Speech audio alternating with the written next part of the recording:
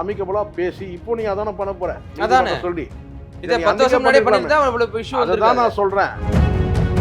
மீடியாக்கள்ல ஒரே கண்ணீரும் கம்பளையும் வார்த்தைகளும் அது இருக்கு இது இருக்கு நான் கஷ்டப்படுறேன் போறேன் கடைசி சரி உனக்கு என்னதான் வேணும் கரெக்டா? அப்போ அது எனக்கு அப்போ பலாத்காரம் பண்ணிட்டான், உன்னை கற்பழிச்சுட்டான், உன்னோட வாழ்க்கையை நாசம் பண்ணிட்டான், ஒரு முறைக்கு 7 முறை கருக்கலைப்பு செஞ்சுட்டான் எல்லாம் சொல்லும் போது நீங்க உங்களோட ரெமெடி என்னன்னு கேட்கணும். எப்ப என்ன கல்யாணம் பண்ணிக்க போற, எப்ப எனக்கு தாலி கட்டி என்ன பொண்டாட்டியா நீ ஏத்துப்பேன்னு கேட்கணும். அதானே கேட்கணும். அது வரைக்கும் அது மாதிரி ஒரு வார்த்தை கேட்கவே இல்லை. நீ அவன் கொடுத்தா 50,000 நீங்க வாங்கும்போது ஏன் உங்களை சொல்லுவாங்க பாலியல் குற்றவாளி தொழிலாளி சொல்ல மாட்டாரு? சீமானோட குற்றச்சாட்டு தானே 15 வருஷமா ஒரு பொம்பளை வச்சு என்ன குடும்பத்தை கேவலப்படுத்துறீங்க சொன்னா நீ ஆனா திமுக டைரக்டா அட்டாக் பண்றாங்க. 15 வருஷமா நீ அப்புறம் எனக்கு 15 வருஷமா இவரு என்ன புடிங்கன்னு இருந்தா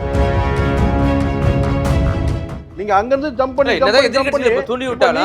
நீங்க வாயை திறந்தா இப்ப செப்டிக் டேங்க் மாதிரி ஆயிடுச்சு. இப்ப என்னன்னு கேட்டீங்கன்னா அவ பாலியல் குற்றவாளின்ற அப்ப நீ யாரு?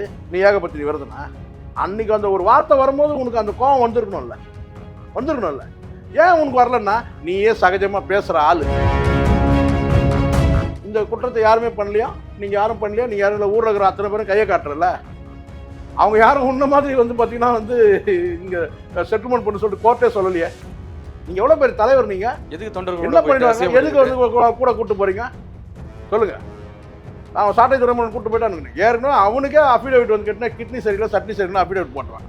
ஒரு 9 மாதம் ஜெயிலில் வச்சுட்டு அவனை மாவீரன் அவன் சாட்டை துறைமுருங்க அவனை கூப்பிட்டு போறீங்க.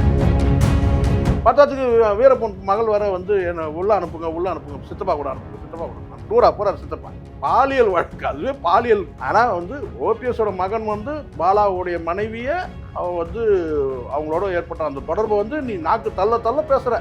ஏற்கனவே எங்க அண்ணன் கதையே நம்ம நாரிட்டு இருக்குது. யோசனை இருக்கணுமா இல்லையா?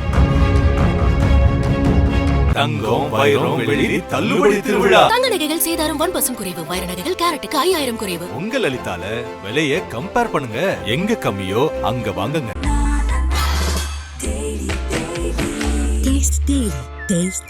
நாமக்கல்ல திருச்செங்கோடு மெயின் ரோட் எர்ணாபுரத்துல இருக்கிற ஸ்பைரோ பிரைம் பப்ளிக் ஸ்கூல்ல +2 போர்டு எக்ஸாம்ஸோட சேர்த்து நீட் அண்ட் ஜேஇ கோச்சிங்கும் கொடுத்துட்டு இருக்காங்க.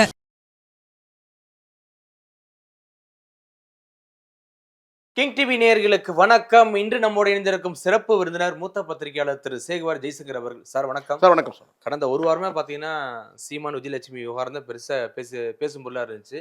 ஆனால் உச்சநீதிமன்ற தீர்ப்புக்கு அப்புறம் பார்த்தீங்கன்னா இது அமைதியாயிடுச்சு. சார் என்ன காரணம்? ஒருவேளை திரு விஜயலட்சுமி அவர்கள் பின்வாங்கிட்டாங்களா? சார் அவ்வளோ உறுதியாக பேசுனாங்களா? சார் சார் எப்படி இருந்தாலும் சீமான் அவர்களுக்கு இப்போ ஒரு ஃபேமிலி இருக்கு. ஒரு ஃபேமிலி செட்டப்ல இருக்கிறார். ஆமாம். அவங்க சொல்லலாம், மனைவின்னு சொல்லலாம், எப்படி வேணால் சொல்லிக்கலாம். அவங்க நிறைய அவங்க பேசிட்டு வராங்க. ஆனால் சீமான பொறுத்தவரைக்கும் இப்போ அவருக்கு ஒரு குடும்பம், ஒரு குழந்தை அப்படின்ற ஒரு லைஃப் செட்டில் ஆகிட்டு அவர் வாழ்ந்துட்டு இருக்கிறார். இவங்க இவங்களுக்கு ஏற்பட்ட பழக்க வழக்கத்தில் அவரும் ஒத்துக்கிட்டாரு. அவங்க விரும்பி வந்தாங்க, உறவு வச்சுக்கிட்டாங்க, போயிட்டாங்கன்னு சொல்கிறாரு. இதுக்கு மேலே ஒரு ஸ்டேட்மெண்ட் ஒரு மனுஷன் கொடுக்க முடியாது. இல்லை ஏமாத்திட்டாரு சார். ஒரு ஸ்டேட்மெண்ட் என்னன்னா நல்லா வாழ்ந்து அனுபவிச்சு ஏமாத்திட்டாங்க. என்கிட்ட பணம் சொன்ன அந்த டோன் அண்ட் டெனர் வேணா வேற மாதிரி இருக்கலாம். ஆனால் சீமான் சொல்ல வந்த விஷயம் என்ன தெரியுங்களா? அவர் சொன்ன விதம் தான் தப்பு. ஆனால் சொன்ன என்ன சொல்றேன்னா, நான் விரும்பி தானே விரும்பி உறவு வச்சுக்கிட்டாங்கன்னு சொல்றது ஒன்று. ரெண்டாவது நான் கேட்டேன்னா, நான் பலாத்காரம் பண்ணிட்டேன்னா அவங்கள நான் என்ன ஒரு கற்பழிச்சிட்டேனா, அவங்கள நான் பலாத்காரம் பண்ணிட்டேன்னா, அதாவது கேட்டேன்னா நானா வன்புணர்வு போய் செஞ்சேனா, விரும்பி தான் அவங்க உறவு வச்சுக்கிட்டாங்க அப்படின்றது தான் அவர் சொல்றது. இவரும் இவ்வளோ விரும்பி தான் உறவு வச்சிருப்பாருன்னு வச்சுக்கோங்களேன். ஆமாம், அது உண்மை தானே. அவங்க இவரும் விரும்பி போயிருக்காரு. அதுதான் உண்மை. அதனால அது சொல்ல வந்தது என்னன்னா, அதை தாண்டி சொல்றாருல அவரு குச்சி ஏதோ சொன்னார்ல, குச்சி வீட்டில் சோளக்காட்டில் கொண்டு போய் நான் கதற கற்பழிச்சிட்டேன்னா அது சொல்றது அதெல்லாம் தான் தேவையில்லாத அதீதமான வார்த்தைகள். அது அவர் சொல்ல வந்தது கேட்டால் நான் அவங்களுக்கு ஒன்றும் தெரியாத பொண்ணு நான் பலாத்காரம் பண்ணிட்டேனா, கட்டாயப்படுத்தி நான் ரேப் பண்ணிட்டேனா அப்படின்றது தான் அந்த வார்த்தை. அது ஒரு நாகரிகமான வார்த்தையில் சொல்லியிருந்தாருன்னா பிரச்சனை இல்லை. சொல்லக்கூடிய விதம் அந்த வார்த்தைகள் தான் இங்கே பிரச்சனை. ஆனால் சொல்ல வந்த விஷயம் இதுதான். அப்போ விரும்பி ரெண்டு தரப்புலையும் விரும்பி வந்திருக்கிறாங்க. விரும்பி ஒருத்தரோட ஒருத்தர் உறவாடி இருக்காங்க. அந்த உறவின் விளைவாக நான் கேட்டேன்னா அவங்க 7 முறை கருக்கலைப்பு செஞ்செல்லாம் சொல்கிறாங்க. அந்த கருக்கலைப்பில் பார்த்தீங்கன்னா இவர் கணவன்ற அந்த இடத்துல இவர் கையெழுத்து போட்டதாக சொல்கிறாங்க. இதெல்லாம் எவ்வளோ தூரன்றது இதெல்லாம் விசாரணைக்கு முடிவில் தெரியும். ஆனால் நீதிமன்றத்தில் ஒரு பெயிலுக்கு, அதாவது இந்த தடை உத்தரவு கேட்டு போகும்போது இந்த 12 வார காலத்துக்கு வந்து அந்த விசாரணைக்கு வந்து தடை உத்தரவு போகணுங்கும் போது நீதிமன்றம் ஒரு அட்வைஸ் கொடுக்குது. ஏன் இவ்வளோ நீண்ட காலமாக 2011 வந்து இவ்வளோ தூரமாக இழுத்துட்டு வரீங்க, ஒரு உங்களுக்குள்ள வந்து ஒரு சொல்யூஷன் எட்ட வேண்டியதானே, ஒரு செட்டில்மெண்ட் வந்து நீங்கள் உங்களுக்குள்ள ஆக வேண்டியதானே, சுமூகமான ஒரு சுமூகமான ஒரு பேச்சு பேச்சு, ஒரு அமிக்கபலாக முடிச்சுக்க வேண்டியதானே. அது என்ன வேணா பொருள் சார். அது நீங்கள் வந்து தொகையை கொடுத்து நீங்கள் முடிச்சிங்கலாம் சொல்ல, நீதிமன்றம் உங்களுக்குள்ள வந்து ஒரு ஒரு இணக்கமாக பேசி தீர்த்துக்க வேண்டியதானே அப்படி சொல்லும்போது இங்கே உங்களுக்கு தெரியும். இல்ல சார், இப்ப இந்த விஜயலட்சுமி அவர்கள் கடுமையான ஒரு சொற்றொடர்களை பயன்படுத்தினாங்க திரு கண்டிப்பா. சீமான் இதுல. ஆமா, நீ ஆமா. எப்படா இருந்த அப்படின்னா திரு சீமான் சார், அவர்களும் ரொம்ப கடுமையான ஒரு வார்த்தை, நீ நீங்க வந்து சார், ஒரு பாலியல் சார் இல்லை சார், நான் இந்த சார் சீமான் வந்து இப்போதான் கடுமையாக பேசுறாரு. பிரச்சனை அதுதான். இப்போ சீமான் வந்து இப்போதான் வந்து எதிர்கொள்ள ஆரம்பிக்கிறாரு, எதிர்த்தாக்குதல் 15 வருஷமா ஒரு பொம்பளை வச்சு என்னை வந்து கேவலப்படுத்துறீங்க, ஆமா. என்னையும் ஆனா வந்து குடும்பத்தையும். கடந்த காலத்துல நீங்க பேசின பேச்சுக்கள்லாம் நீங்க எடுத்தீங்கன்னா விஜயலட்சுமி பேசுனதெல்லாம் ரொம்ப ரொம்ப டூ மச்சா இருக்கும். அவங்க அம்மாவெல்லாம் மையப்படுத்திலாம் அவங்க நிறைய பேசியிருக்காங்க. பேசியிருக்காங்க. எனக்கெல்லாம் நான்லாம் ஊடகங்களே பேசுவேன். ஆனா ஒவ்வொரு முறை இந்த பணம் செட்டில்மெண்ட் சார், ஆனதுக்கு அப்புறம் அரசியல் அமைதியாகிறாங்களே சார். அரசியல் கட்சி நடத்துறதுல சீமானுக்கும் நமக்கும் முரண்பாடு இருக்கு. அரசியல் கட்சி நடத்துறதுல முரண்பாடு இருக்கலாம். ஆனா ஒரு தனிம கொள்கையில வந்து பெரிய நமக்கு வந்து முரண் கிடையாது. பட் அரசியல் கட்சி நடத்துற அந்த விதம் இருக்குல்ல, அதில் நமக்கு இந்நேரம் வந்து ஒரு 10 எம்எல்ஏ வந்திருக்கணும், ஒரு 4 எம்பி இருந்தாங்கன்னா இந்நேரம் சீமான் எம்பினத்தோட வந்து இது மாதிரி பண்ண முடியுமா? பலவீனம் என்ன? ஒரு வார்டு எலெக்ஷன் கூட முதல்ல ஜெயிக்க முடியலன்றது தான் பலவீனமாக இருக்குது. ஆமா. அதை வந்து கடந்த காலத்தில் அவர் வந்து ஒரு என்ன சொன்னால் ஒரு இந்த மாதிரியான ஒரு அரசியல் முன்னெடுப்புகளை எடுத்துருக்கணும். அவர் தனித்து போட்டின்னு சொல்லிட்டு இன்றைக்கும் அப்படி வந்து தனியாகவே இருக்கிறார். அதான் எளிதாக வந்து சீமானை வந்து பலரும் வந்து விமர்சிக்கலாம் முடியுது நம்ம பார்க்குறோம். இல்ல சார், இப்ப எனக்கு நான் சொல்றதுன்னு கேட்டினா, ஒரு தனி மனுஷனாக இருந்து சீமான் மீதான தாக்குதல் வந்து விஜயலட்சுமி கொடுத்தது வந்து சாதாரண தாக்குதல்லாம் கிடையாது. அவங்க தாயாரை மையப்படுத்தி பேசுறது, அவங்களாம் இன்னசென்ட் சார், அப்பாவி சார். இல்ல இருந்தாலும் அந்த பொண்ணை வந்து சீமான் அவர்களும் பேசல. ஆனா தம்பிகள் நிறைய முறை சார் அப்படி இல்ல, தேவையில்லாத வார்த்தையெல்லாம் பேசியிருக்காங்களா இல்ல சார்? இல்ல நீ ஒழுங்காடி அப்படின்னு சொல்லி இல்ல, பேசுனாங்க. நீங்க வந்து அந்த அம்மாவுடைய கோவம் அதானே. நீங்க இந்த ஊடகத்துல வரக்கூடிய இந்த கமெண்ட்டுகள்லாம் வச்சு நீங்க பாத்தீங்கன்னா நம்ம அது தப்பா தான் தெரியும். சீமானுடைய தம்பிகள் சார், சீமானுடைய தம்பிகளுடைய பேர்ல கூட பேர்லன்னா என்ன அந்த மாதிரியான சில பேர் கூட அப்படியும் பண்ணலாம். ஆர்வ கோளாறுல சில தம்பிகள் பண்ணலாம், நான் இல்லை சில விமர்சனம் பண்ணலாம். நம்மளே தான் பண்றாங்க, என்னையும் கூட பண்ணுவான். சீமானுக்கு எதிராக மாற்றுக்கட்டு சொன்னா ஒரு 10 பேர் வந்து திட்டுவான். அதெல்லாம் ஒரு பொருட்டு கிடையாது சார், சரிங்களா? ஒரு 10 பேர் இப்படியே இருப்பான், 10 பேர் அப்படியே இருப்பான். இன்னைக்கு சீமானை வந்து ஆதரிச்சு பேசணும்னாக்கா உடனே ஒரு கேட்டினா அண்ணா சூப்பர்னான்னுவான். அவன் திட்டினாக்கா என்ன செய்வான்னு கேட்டினா அவன் விமர்சனம் பண்ணால் உடனே இவன் நம்மளை திட்டுவான். இதெல்லாம் சாதாரணம். அது இல்லை. ஆனால் நேருக்கு நேர் வந்து நீங்கள் வந்து சீமான் வந்து உங்களை ரொம்ப, அதாவது உங்களை எதுவும் விமர்சனம் பண்ணாத போது விஜயலட்சுமி பேசின பேச்சுக்கள்லாம் வந்து சாதாரண பேச்சுக்கள். இருந்தாலும் சார், இப்ப இன்னைக்கு ஒரு கட்சி தலைவரா வளர்ந்து வந்துட்டு இருக்காரு, கிட்டத்தட்ட 8% வாக்கு பெற்றிருக்காரு. அப்படிங்கும்போது இது அப்பயே முடிச்சு விட்டுக்கலாமே. என்ன அப்பயே முடிச்சு விட்டா இப்ப இவ்வளவு பெரிய அசிங்கம் தேவையில்லை. இப்ப எலெக்ஷன் வரப்போகுது, இல்லை சார், இதை ஒரு காரணமா காட்டி மற்ற கட்சிகளை பேச சீமான் ஆரம்பிக்கலாம். செய்ததுன்னா நாம் வந்து ஒரு அரசியல், சீமான் செய்த தவறு என்னன்னா, நாம் ஒரு அரசியல் கட்சி நடத்துகிறோம். அரசியல் கட்சிக்குள்ள வந்து ஒரு ஒரு சிறந்த ஒரு பண்பாளராக நம்மளை வந்து மக்கள் மதிக்கிறாங்கன்னு சொன்னால் அப்போ நம்ம அதுக்கான வேலைகள் என்ன செய்யணும். இது வந்து நமக்கு வந்து ஒரு எப்படி தீராத ஒரு தலைவலியாக இருக்குன்னு சொன்னால் அமிக்கபுளாக பேசி, இப்போ நீ அதானே பண்ண போற சொல்லி இதை 10 வருஷம் முன்னாடி பண்ணிட்டு தான் இவ்வளவு இஷ்யூ வந்து. அதுதான் நான் சொல்கிறேன்.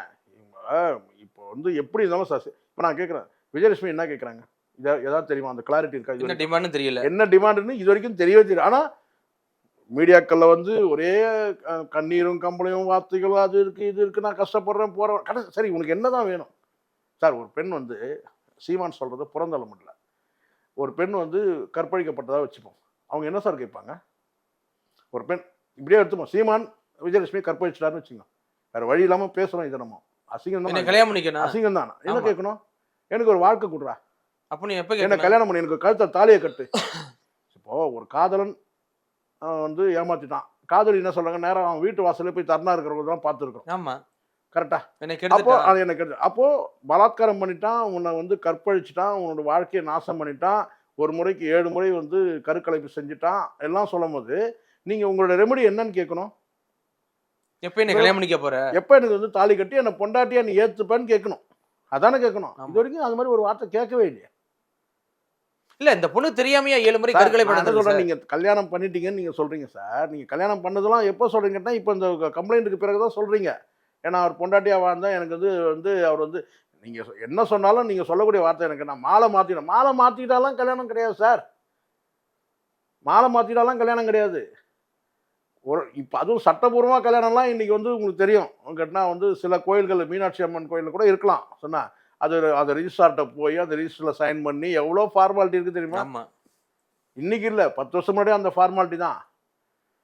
சும்மா நான் மாலையை மாற்றிக்கிறேன்னா யார் வந்து பார்த்தீங்கன்னா நீங்கள் வந்து சொல்லலாம், 4 பேர் கூட சொல்லலாம், ஆமாங்க மாலை மாற்றினாங்க, மாலை மாற்றிக்கிறதுனாலாம் கல்யாணம் ஆகிடுன்னு சொல்ல முடியாது சார். அது தாண்டி டாக்குமெண்ட் வைஸாக நிறைய இருக்குது. சட்டப்பூர்வமாக வந்து கல்யாணன்றதுலாம் ஒன்று இருக்குது, தாலின்னு ஒன்று இருக்குது, நிறைய இருக்குல்ல. இதெல்லாம் இந்த சடங்கு சம்பிரதாயம் எல்லாம் எதுக்கு? அது வந்து ஒரு 100 பேர் 200 பேர் சாட்சியாக வேணும். இதெல்லாம் வந்து நிறைய பேர் அந்த மாதிரி 4 சவத்துக்குள்ளே தாலி கட்டினவங்களாம் இருக்கிறான். அதெல்லாம் வந்து நிற்காது. சட்டபூர்வமானா நீங்கள் முறையாக அதுக்கான வேலைகள்லாம் நீங்கள் செஞ்சுருக்கணும்.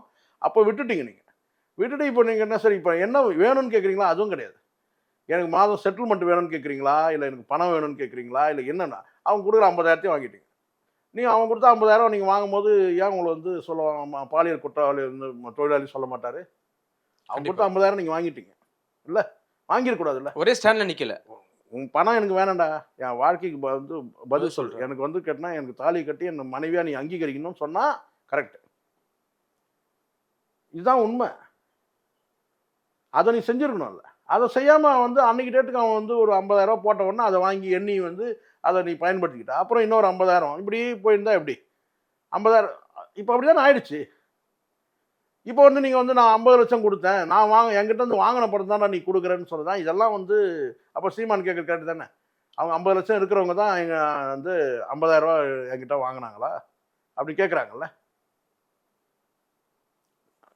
இது வந்து எடுத்துடாம நான் தான் சொல்கிறேன்ல, இங்கே நீங்கள் யாருக்கும் நம்ம சப்போர்ட்டாக பேசல சார். ஆனால் வந்து அடிப்படையில் வந்து கேட்டிங்கன்னா நிலையாக நிற்கலை. பலரும் அவங்களுக்கு வந்து விஜயலட்சுமிக்கு போய் உதவி செய்ய போயிட்டு அசிங்கப்பட்டவங்க தான் அசிங்கப்பட்டு தான் நிற்கிறாங்க.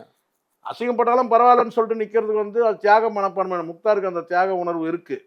அசிங்கப்பட்டாலும் மறுபடியும் நான் வந்து இந்த விஷயத்த பேசுவேன்னு சொல்லிட்டு அரசியல் ரீதியாக வந்து சில பேர் வந்து நான் கேட்டேன்னா வந்து இதை திமுக நேரடியாக வந்து இந்த விஷயத்த பண்ணலை. ஆனால் அரசியல் ரீதியாக சிலர் வந்து திமுகவுக்கு ஆதரவாக இருக்கிற சக்திகள், ஊடக சக்திகள் வந்து விஜயலட்சுமிக்கு வந்து அவங்களுடைய ஒரு செய்தி போட்டாலே வந்து அந்த செய்தியை வந்து மக்கள்கிட்ட கொண்டு போய் சேர்க்கிற வேலையெல்லாம் செய்கிறாங்க. நம்ம பார்த்தோம். உண்மைதானே? அதுக்கு திமுக சம்பந்தம் இல்லையே சார். இப்போ திமுக தான் பண்ணுதா? திமுக சம்பந்தம்னு சொல்ல, ஆனால் திமுகவுக்கு ஆதரவாக செயல்படக்கூடிய வந்து ஊடகங்கள் வந்து அந்த வேலையை செய்கிறாங்க. ஆனால் திரு சீமானோட குற்றச்சாட்டு தானே 15 வருஷமா ஒரு பொம்பளை வச்சு என்னையும் குடும்பத்தை கேவலப்படுத்துறீங்க சொன்னா நீ. ஆனா திமுக டைரக்டா அட்டாக் பண்றாங்க. 15 வருஷமா நீ அப்புறம் நான் எனக்கு 15 வருஷமா இவர் என்ன புடிங்கி இருந்தாரு. அதுதான் இப்போ சொல்லுது நீதிமன்றம் கேட்டா ஏதாவது ஒன்று செஞ்சிருக்கணும்ல. 15 வருஷமா வந்து பண்றாங்கன்னா நீ என்ன பண்ண? 15 வருஷமா நீ என்ன பதுங்கி போயிருந்தா? ஜம்ப் பண்ணி போயிட்டு இப்போ தொப்பு கடிர்னு போய் செப்டிக் டேங்க்ல போய் குதிச்சிட்ட. என்ன சொல்ல வரணும் உங்களுக்கு புரியுது. நீங்க அங்கிருந்து ஜம்ப் பண்ணி தூண்டி விட்டாங்க. நீங்க வந்து வாயை திறந்தா இப்ப செப்டிக் டேங்க் மாதிரி ஆயிடுச்சு. இப்போ என்னன்னு கேட்டீங்கன்னா அவ பாலியல் குற்றவாளின்ற. அப்ப நீ யாரு? அவ பாலியல் குற்றவாளினா அப்ப நீ யாரு? உறவு வச்சுட்ட நீ யாரு? நீ ஏகபத்தினி வருதுனா சொல்லுங்க. அது தவறான வார்த்தை இல்லை சார். அது பாலியல் வந்து தொழிலாளிகிட்ட நீ உறவு வச்சுனா நீ எவ்வளோ கேவலமானவன். இப்போ புரியுதுங்களா? செப்டிக் டேங்க்ன்றது இதுதான். ஏதோ நீ ஒரு விஷயத்துலேருந்து நம்ம ஜம்ப் பண்ணுறோன்றதுக்காக வித்தியாசம். விஜயலட்சுமி உனக்கு வித்தியாசம் இருக்கு. விஜயலட்சுமி வந்து சீமானை வந்து எந்த மகனே அந்த மகனேன்னு சொல்லும் போது இந்த கோபம் வந்திருக்கணும். யாருக்கு வந்திருக்கணும்? சீமானுக்கு. அன்னைக்கு நீ கேட்டுக்கிட்டல்ல. அன்னைக்கு நீ கேட்டுக்கிட்ட. இன்னைக்கு வழக்கு வாய்தா போலீஸ் ஸ்டேஷனு அப்படி இது வந்த உடனே தான் ரோஷமே வருது. இது கேவலமான ரோஷம். இது கேவலமான ரோஷம். அன்னைக்கு அந்த ஒரு வார்த்தை வரும்போது உனக்கு அந்த கோபம் வந்திருக்கணும்ல. ஏன் உனக்கு வரலன்னா நீயே சகஜமா பேசுற ஆளு. அதுதான் நீ பிரபாகரனுடைய அண்ணன் மகனா அந்த வார்த்தையை சொன்ன. கரெக்டா? உனக்கு அந்த வார்த்தை பத்தி பெரிய இதெல்லாம் கிடையாது. இப்போ சொல்ற என்ன இந்த மகனேன்னு கேட்டான் அந்த மகனேன்னு கேட்டான்னு உன்னை என்னைக்குடா கேட்டாங்க? அந்த வார்த்தை என்னைக்கே கேட்டாச்சு. அன்னைக்கு அந்த கோவம் வந்துடணும். நமக்கு வந்தது என்ன ஒரு பொம்பளை வந்து சீமானை வந்து இப்படிலாம் ஒரு வார்த்தை கேட்குது. அம்மாவெல்லாம் இழுத்து பேச எவ்வளோ தப்பு. நம்ம பேசணும் 1.5 வருஷத்துக்கு முன்னாடி. 1.5 வருஷம் முன்னாடி பேசுறது இப்போ எடுக்கிற என்னன்னு கேட்டோம்னா என்ன இந்த மகனே அந்த மகன் நான் கடந்துலாம் போல நீ ஜம்ப் ஆகினே இருந்த இது காவா இது அப்படின்னு சொல்லிட்டு இந்த காவால இருந்து அந்த பக்கம் இந்த பக்கம் ஜம்ப் பண்ணி கடைசியில் போய் செப்டிக் டேங்க்ல போய் குச்சிட்ட. கடைசியில் நீயே என்ன சொல்லிட்ட? பாலியல் குற்றவாளின்ட்டு நீயே பாலியல் உறவு வச்சுக்கிட்டேன்னு சொல்லிட்ட. பாலியல் குற்றவாளிகிட்ட உறவு வச்சுன்னு சொல்லிட்டேன். முடிஞ்சு போச்சு அவன் கதை. இதைத்தான் வந்து திராவிட இயக்க ஊடகங்கள் வந்து ஆதரவு ஊடகங்கள் உன்னை தள்ள பார்த்தாங்க. நீயே போய் என்னை யாரும் தள்ள வேணான்னு சொல்லிட்டு நீயே போய் உள்ள போய் செப்டிக் டேங்க்ல போய் குச்சிட்ட. அந்த வார்த்தை சொல்லக்கூடாது சார். ஒரு அரசியல் கட்சி தலைவர் சார். நீங்கள் வந்து அந்த பொம்மையை அசிங்கப்படுத்தணுன்றதான் நினச்சிக்கிட்டு நீங்கள் பாலியல் குற்றவாளி நீங்கள் சொல்லிட்டீங்கல்ல, பாலியல் தொழிலாளி சொல்லிட்டீங்கல்ல. பாலியல் தொழிலாளின்னு சொல்லும்போது கேட்டால் அப்போ நீங்கள் என்ன ஆயிடுங்க? நீங்கள் அந்த பாலியல் தொழிலாளிகிட்ட நீங்கள் வந்து சேர்ந்து இணைஞ்சு நீங்களும் வந்து அந்த குற்றம் செஞ்சீங்கன்னு ஆயிடுச்சு இல்லை? அந்த தொழிலில் நீங்களும் ஈடுபட்டு கஸ்டமர் ஆகிட்டீங்கல்ல நீங்கள், அப்படியே சொல்லணும். அவங்க பாலியல் தொழிலாளி, நீங்கள் கஸ்டமர், அப்படி தானே ஆயிடுது. அது தப்பு இல்லை சார். இந்த இடத்துல நீங்க முடிச்சு விட்டுக்கலாம். இப்ப இன்னைக்கு முடிச்சு விட்டது அதுதான் சொல்லுது. எதிர்கட்சியில பேச விட்டா நீங்க தான். இது இப்போ வேற வழி கிடையாது. இனி சார் நான் ஒன்று கேட்குறேன், இதே சீமான்னு நான் கேட்குறேன். நீங்கள் இந்த கேஸை போலீஸ் ஸ்டேஷனில் விசாரிக்கட்டும். விசாரித்து அவங்க வந்து குற்றப்பத்திரிகையை தாக்கல் பண்ணி நீதிமன்றத்தில் உங்களுக்கு வந்து தண்டனை வழங்கப்பட்டாலும் ஹைகோர்ட்டில் உங்களுக்கு வந்து அந்த ஜூரிஸ்டிக்ஷன், இந்த வலசரவாக்கம் ஜூரிஸ்டிக்ஷன் ஏதோ அந்த போலீஸ் ஸ்டேஷன் எந்த ஜூரிஸ்டிக்ஷனோ அந்த மேஜிஸ்ட்ரேட் கோர்ட்டில் கேஸ் நடக்கும். அதுக்கப்புறம் கேட்டால் ஹைகோர்ட்டில் வந்து கொண்டு போய் அப்பீல் பண்ணலாம். அதுக்கப்புறம் ஹைகோர்ட்டில் அப்பீல் பண்ணுங்கன்னா அப்புறம் சுப்ரீம் கோர்ட்டுக்கு போய், இப்போ நீங்கள் சுப்ரீம் கோர்ட்டுக்கு போகலாம். கடைசி தான் உங்களுக்கு வந்து பெனால்ட்டி இருக்கா என்னன்றது தெரியுதான் போகுது. கடைசி அது லாஸ்ட் எண்டு அது, சரிங்களா? ஆமாம். அது நீங்கள் வந்து ப்ராப்பரான வழியிலே போயிருக்கலாம், இது நேர் வழியிலே. இப்போ நீங்கள் என்ன செஞ்சீங்க, வந்து போலீஸ் ஸ்டேஷன் போகாமல் இருக்கிறதுக்கு கேட்டால் எஃப்ஐஆரை குவாஷ் பண்ண சொல்லிட்டு ஹைகோர்ட்டுக்கு போனீங்க. ஹைகோர்ட் என்ன சொல்லி கேட்டால் அது 12 வாரத்தில் முடிக்கணும்னு சொல்லிச்சு. இப்போ அதை முடியுங்க, நீங்கள் எங்கே போகிறீங்கன்னு கேட்டிங்கன்னா வந்து சுப்ரீம் கோர்ட்டுக்கு போயிட்டீங்க. சுப்ரீம் கோர்ட் என்ன சொல்லுது, செட்டில்மெண்ட் பண்ணுங்க. நீங்கள் செட்டில்மெண்ட் பண்ணால் நீங்கள் என்ன ஆகும் நீங்கள் சொல்லுங்கள். பண்ண தப்பு செட்டில்மெண்ட் யார் சார் பண்ணணும்? செட்டில்மெண்ட் வாங்குறவங்க யார், கொடுக்குறவங்க யார் சார்? தப்பு பண்ணவங்க தான். அப்போ எல்லாம் ஒன்று தானே சார். இங்கே கடைசியில் இப்போ சீமான் வந்து அவர் கிடைச்சது என்ன, சீமானுக்கு கிடைச்சது என்ன? நீங்கள் செட்டில்மெண்ட்டே பண்ணாலும் கூட சார் ஏதோ அங்கே வந்து பார்த்தீங்கன்னா நீங்கள் எந்த அடிப்படையில் நீங்கள் கொடுப்பீங்க அவங்களுக்கு வந்து? இப்போ நீங்கள் என்ன ஜீவனாம்சம் கொடுக்க போகிறீங்களா, இல்லை ஒன்ஸ் செட்டில்மெண்ட்டுன்னு பண்ண போகிறீங்களா? அந்த செட்டில்மெண்ட் எதுக்காக கொடுக்கணும்? அப்போ வந்து விஜயலட்சுமி கேட்டது என்ன உங்ககிட்ட, இல்லை சொன்னது என்ன உங்ககிட்ட? என்ன டிமாண்ட் வச்சாங்க? நீங்கள் செட்டில்மெண்ட் கொடுக்கும்போது நீங்கள் கேட்டால் அவங்க என்ன உங்களுக்கு டிமாண்ட் வைப்பாங்க? நீங்கள் என்ன நீங்கள் எப்படி என்ன நீங்கள் தொகையை கொடுத்தாலும் கூட சார் அது ஒரு ஒத்துக்கிட்டது மாதிரி தான் சார். அவங்க பாலியல் தொழிலாளின்னு சொன்னால் நீங்கள் ஒரு தொகை கொடுக்குறீங்கன்னு சொன்னால் அதுக்கான அந்த பாலியல் அவங்க கூட சேர்ந்து உறவு வச்சதுக்காக நீங்கள் கொடுத்தா மாதிரி ஆகிடும் அந்த தொகை. இல்லை அவங்க எதிர்காலத்துக்கு கொடுக்குறீங்கன்னு சொன்னால் நான் செய்த தவறுக்கு குற்றத்துக்கு நீங்கள் வந்து பார்த்தீங்கன்னா வந்து உங்கள் வாழ்க்கை முழுவதும் உங்களுக்கு வந்து இந்த தொகையை கொடுக்குற மாதிரி ஆகிடும். இப்படி தானே ஆகப்போகுது. கிட்டத்தட்ட ஜீவனாம்சம் கூட எடுத்துக்க முடியும். ஆமாம், சரிங்களா? அப்போ ஆக மொத்தம் நான் நீங்கள் டிக்ளேர் ஆயிடுச்சு இல்லை, நீங்கள் குற்றமற்றவர் கிடையாது. நீங்கள் விஜயலட்சுமியை பொறுத்த வரைக்கும் நீங்கள் குற்றமற்றவர் கிடையாது. நீங்கள் அந்த குற்றத்தில் கமிட் ஆகிட்டீங்க, அவ்வளோதான். இவ்வளோதான் மேட்ரு. நீங்கள் இதில் சீமான் சாதிச்சது என்னன்னு கேட்குறேன் நான். நீங்கள் சொல்கிறீங்கல்ல, நான் கேட்குறேன் சீமான் இந்த குற்றத்தை யாருமே பண்ணலையா, நீங்கள் யாரும் பண்ணலையா, நீங்கள் யாரும் இல்லை, ஊரில் இருக்கிற அத்தனை பேரும் கையை காட்டுறல, அவங்க யாரும் உன்ன மாதிரி வந்து பார்த்தீங்கன்னா வந்து இங்கே செட்டில்மெண்ட் பண்ண சொல்லிட்டு கோர்ட்டே சொல்லலையே. கோர்ட்டே சொல்லுது இல்லை. ஆமாம், பேசி செட்டில்மெண்ட் வர வேண்டியது தானே. ஏன்னா நீ தானே கதறாங்க போயிட்டு. யாரும் போலீஸ் சுப்ரீம் கோர்ட்டில் கேஸை போட்டு இந்த இதில் வந்து எனக்கு ரிலீஃப் கொடுங்க, எனக்கு வந்து பார்த்தீங்கன்னா இதுக்கு தடை விதிங்க இந்த விசாரணைக்குன்னு சொல்லலையே. யாருக்கும் கோர்ட்டுக்கே போகலையே கேஸு. உன் வழக்கு தானே போகுது, கோர்ட்டுக்கு போகுது. கதறக்கூடிய எந்த பெண்ணும் வந்து கேட்டால் இந்த தலைவர் வந்து என்ன ரேப் பண்ணிட்டாருன்னு எந்த பொண்ணும் கதறவே இல்லை. ஆனால் உன் விஷயத்தில் ஒரு பொண்ணு கதறுது இல்லை. அப்போ கதறாத அளவுக்கு நீ வந்து முடிச்சு விட்டுருக்கணும். கரெக்ட். அதை விட்டுட்டு நீ வந்து பார்த்தீங்கன்னா நான் கதற கற்பழிச்சிட்டேன். நீ இந்த தினத்தந்தியில் வர வசனத்தெல்லாம் பேசியிருந்தா, தினத்தந்தி பேப்பரில் பார்த்தீங்கன்னா வந்து ஒரு கற்பழிப்புலாம் வந்து அப்படி தான் எழுதுவாங்க. கதற கற்பழித்தார் அப்படின்னு சொல்லுவாங்க. அதை நீ பேசலாமா?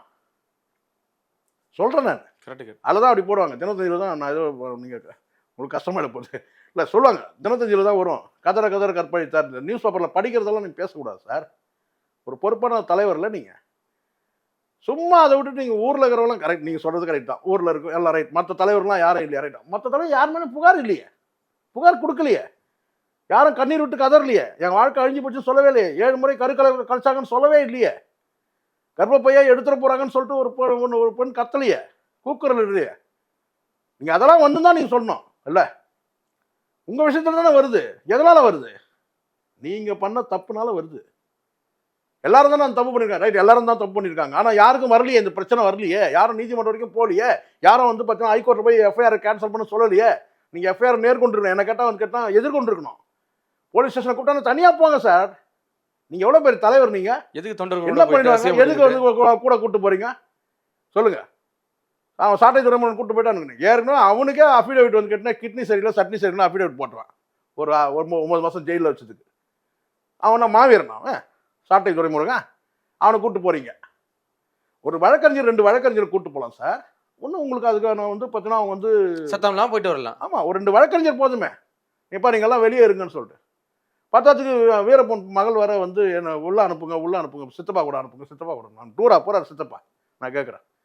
எக்ஸிபிஷனாக போகிறாரு சித்தப்பா கூட அனுப்புங்க. அதுக்கு பாலியல் வழக்கு, அதுவே பாலியல் குற்றச்சாட்டு உள்ள ஒரு வழக்கு போலீஸ்காரங்க விசாரிக்கும் போது எங்கள் சித்தப்பா கூட என்ன அனுப்புங்கன்னு கேட்டாங்க. அறிவு உள்ளவங்க யாராவது கேட்பாங்களா சார்? அதை ஒரு பெண் இல்லை அவங்க.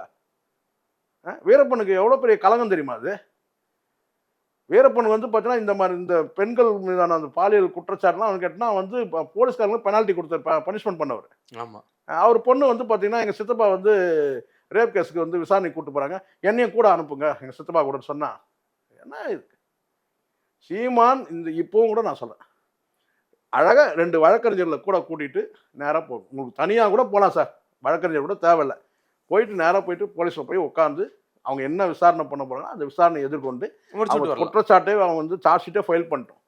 சார்ஜ் ஷீட் ஃபைல் பண்ணி அதுக்கப்புறம் வந்து பார்த்தீங்கன்னா இந்த கோர்ட்டு அந்த கோர்ட்டு இங்கே ஹைகோர்ட்டு எல்லாம் போய்ட்டு இந்த கேஸ் நடக்கும்போது கூட பார்த்தீங்கன்னா ஊடகங்கள் இது சம்மந்தமாக பேசக்கூடாதுன்னு சொல்லி கூட நீங்கள் வந்து ஒரு ஸ்டே கேட்டு வாங்கியிருக்கலாம். ஊடகங்கள் இதை பெருசாக பேச போகிறதில்ல இல்லையா? அதுக்கப்புறம் நீங்கள் வந்து கேஸ் எல்லாம் முடிஞ்சு நீங்கள் சுப்ரீம் கோர்ட் வரைக்கும் உங்களுக்கு வாய்ப்பு இருக்குது இல்லையா சார்? கண்டிப்பாக. சட்டத்துக்கு முன்னாடி எல்லாருமே சமம் சார். இங்கே ஒரு டிஜிபியே வந்து இந்த செக்ஷுவல் ஹராஸ்மெண்ட் கேஸில் வந்து கோர்ட்டுக்கு போயிட்டு வந்து நம்ம பார்த்தோம்.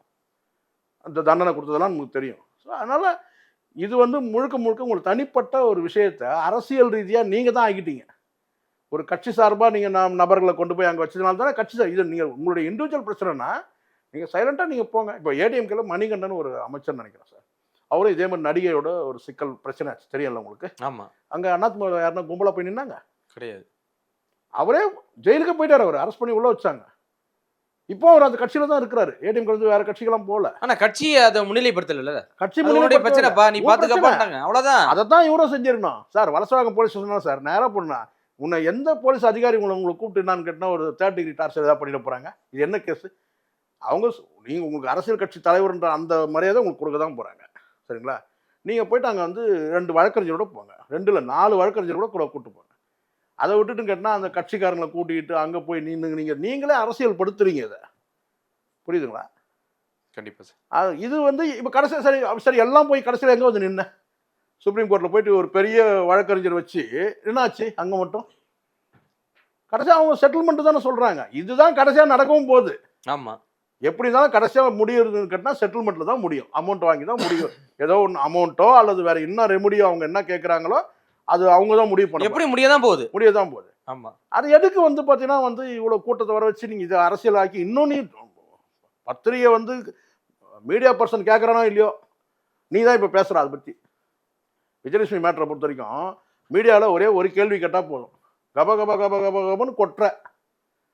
2 பேருமே நான் பார்த்தேன். சீமானும் அப்படிதான் சார். அந்த இவன் சாட்டை துறைமுகம் தோல்வாயன். இப்போ இன்னொருத்தர் விஷயம் பேசும்போது உங்களுக்கு எவ்வளோ இனிக்குது. இயக்குனர் பாலாவுடைய விவாகரத்தான அந்த மனைவி வந்து ஓபிஎஸோட மகனோட இருந்த அந்த தொடர்பு இருக்குன்னு சொல்லிட்டு நியூஸ் ஃப்ளாஷ் ஆன உடனே பேசுகிறான் நாக்கு தள்ளுற அளவுக்கு பேசுகிறான். யார்? சாட்டை துரைமுருகன்.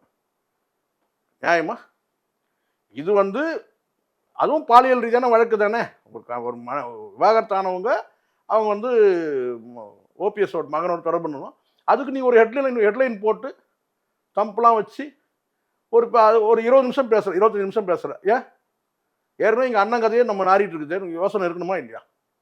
அதுக்கப்புறம் உங்கள் கதை நிறைய கதை இருக்குது. சாட்டை துறைமுருகன் அந்த அசிங்கத்தெல்லாம் நம்ம பேசுறதா இல்லைன்னு வச்சுங்களேன். அது நிறைய இருக்குது. அவங்க கட்சிக்காரனே பாதிக்கப்பட்டவன், ஃபயர் பண்ணிட்டு ஒரு பொண்ணு இறந்தது, இதெல்லாம் நிறைய இருக்குது. நம்ம அதனால தான் அவனை நான் மனுஷனாக மதிக்கிறதே இல்லை. அவன் பேசுனதெல்லாம் இன்னும் ஆடியோவில் நிறைய இருக்குது. அதெல்லாம் விடுங்க. ஆனால் வந்து ஓபிஎஸோட மகன் வந்து பாலாவுடைய மனைவியை அவன் வந்து அவங்களோட ஏற்பட்ட அந்த தொடர்பை வந்து நீ நாக்கு தள்ள பேசுகிற. ஆனால் அண்ணன் கதை என்னாச்சு? இப்போ பேச வேண்டியதானே? எவ்வளோ தடவை வந்து செய்தி வந்திருக்கு விஜயலட்சுமி கிட்ட இருந்து. இப்போ அதெல்லாம் நான் சொல்கிறேன், இதெல்லாம் வந்து எதை பேசணுமோ அதான் சார் பேசணும். அது எந்த ஊடகமாக இருக்கட்டும், திராவிட இயக்க ஊடகங்களாக இருக்கட்டும் அல்லது முக்தாராக இருக்கட்டும் அல்லது வந்து சாட்டை துறைமுகம் இருக்கட்டும், ஒரு லிமிட்டு தான். அதை தாண்டிலாம் நீங்கள் ரொம்பலாம் பேச முடியாது. இது கடைசியாக இப்படி தான் வரும். உங்கள் அண்ணன் இப்போ வந்து செட்டில்மெண்ட் பண்ணோம், நீ தான் கொடுக்கணும் அமௌண்ட்டு. ஏதாவது ஒரு அமௌண்ட் கொடுக்குறதானா கூட பார்த்தீங்கன்னா கண்டிப்பாக வந்து அண்ணனுக்காக நீ செஞ்சு தானே ஆகணும். இதை நீ தான் கொண்டு போய் கொடுக்கவே போகிற. அப்படி தான் ஆகும், கடைசியாக அப்படி தான் நடக்கும். கடைசியா கம்பெனி இப்போ நீ என்ன கிழிச்சிங்க நீங்கள் கேட்ட இதில் என்ன வந்து உங்கள் அண்ணன் வந்து நிரபராஜன் ஆயிடுச்சா? உங்கள் அண்ணன் நான் கேட்குறேன், இங்கே ஏதாவது வந்து ஏதாவது ஜட்ஜ்மெண்ட்டில் வந்து பார்த்தீங்கன்னா இவர் குற்றமற்றவர்னு எதனா ஆயிடுச்சா? உங்கள் அண்ணனே சொல்லிட்டார்ல, பாலியல் தொழிலாளி அவ கூட நானும் போனன்ற மாதிரி தான் ஆயிடுச்சு. அப்புறம் என்ன பண்ண? அதனால் அசிங்கமாகிடுச்சு அரசியல், அவ்வளோதான். இவங்களால வந்து தமிழ் தேசியன்ற பேரில் ஒரு கட்சியை வச்சு அசிங்கமாக தான் ஆனீங்க. கண்டிப்பா சார். பொறுத்து வந்து பாப்பா சார் என்ன நடக்குதுன்னு. மிக்க நன்றி. நன்றி சார். தங்கம் வைரம் வெள்ளி தள்ளுபடி திருவிழா. தங்க நகைகள் சேதாரம் 1% குறைவு, வைர நகைகள் கேரட்டுக்கு 5000 குறைவு. உங்க லலிதால விலைய கம்பேர் பண்ணுங்க, எங்க கம்மியோ அங்க வாங்குங்க.